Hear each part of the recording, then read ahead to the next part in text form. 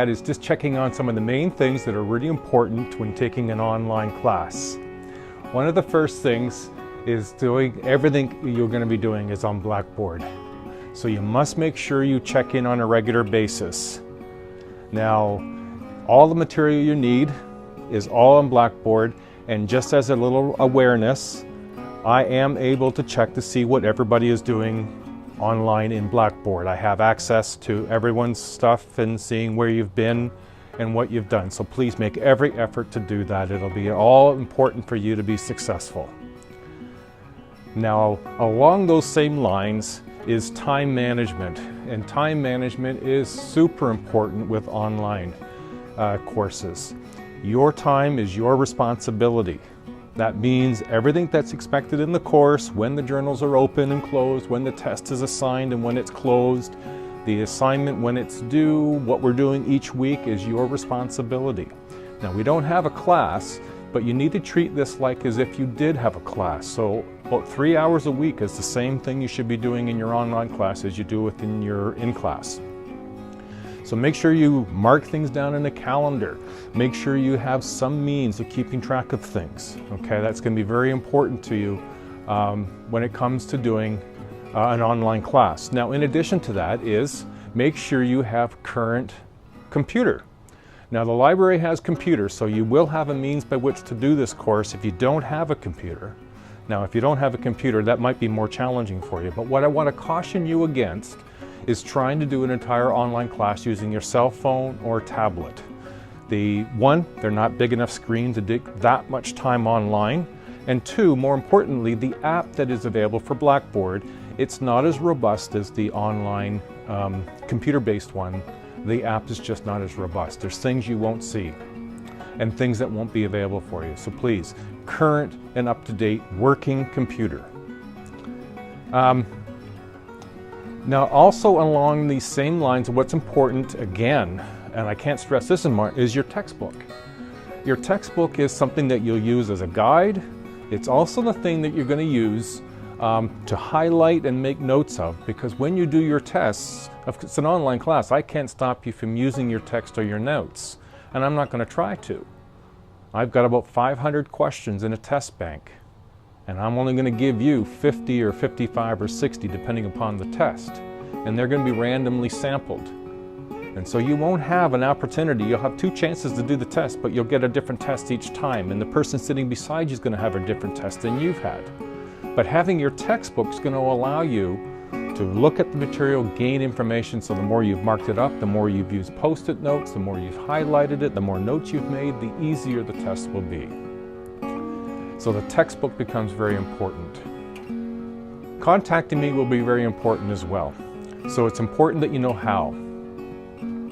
You'll have in your Blackboard how to contact Steve. That's how you can contact me, using your email. Now please only use George and Carl at Gmail. The Ontario Privacy Officer doesn't allow us to respond to personal emails anymore. We're not allowed to text. So the only way we have to be in touch with one another, the primary, will be through email. Now if you want to catch up with, I'm here every Thursday. I'm the guy wearing shorts in the wintertime. You won't find anybody else on campus doing that, so I'm not hard to find. Now you're going to get the syllabus. This is going to be really important. This is your map. This is going to tell you what we're going to do every week.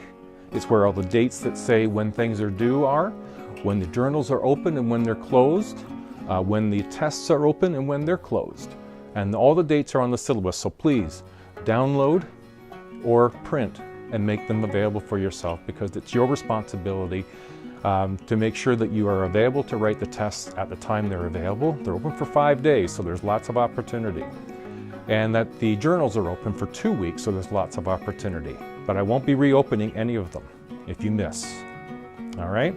So it's really important that you have the syllabus and keep that handy and check it regularly. In addition, the assignment.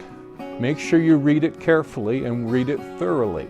I'm more than able and willing to help you by answering questions or visiting with you on Thursday to help you understand any elements of it. But please read it first before you start asking me questions. Okay?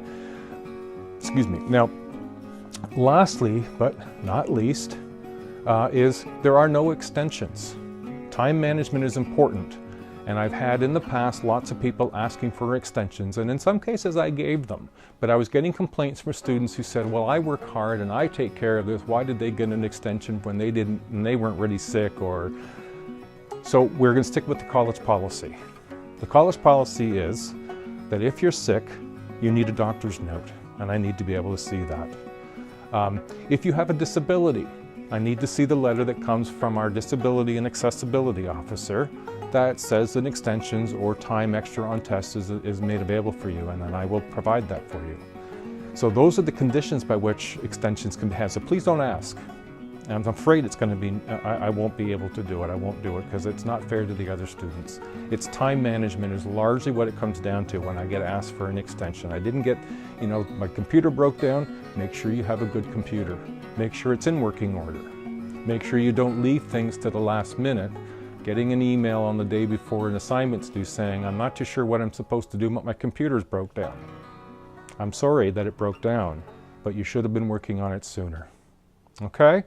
I'm not trying to be really tough and hard, but I am trying to emphasize how important it is that when you do an online class, a lot of the responsibility is on your shoulders to get things done. My responsibility to you is to ensure I put together a tidy, clearly outlined syllabus and assignments, that I post the material in each week in a timely manner that you have access to it, and I will do all of those things for you, and I will respond to all your emails. I will answer them to the best of my ability. I will make myself available on every Thursday.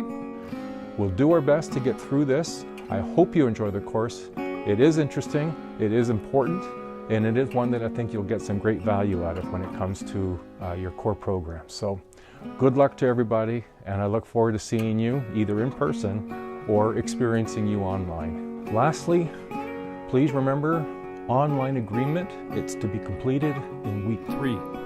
You'll find there's a journal link for you to put your online agreement in. That needs to be done in a PDF document.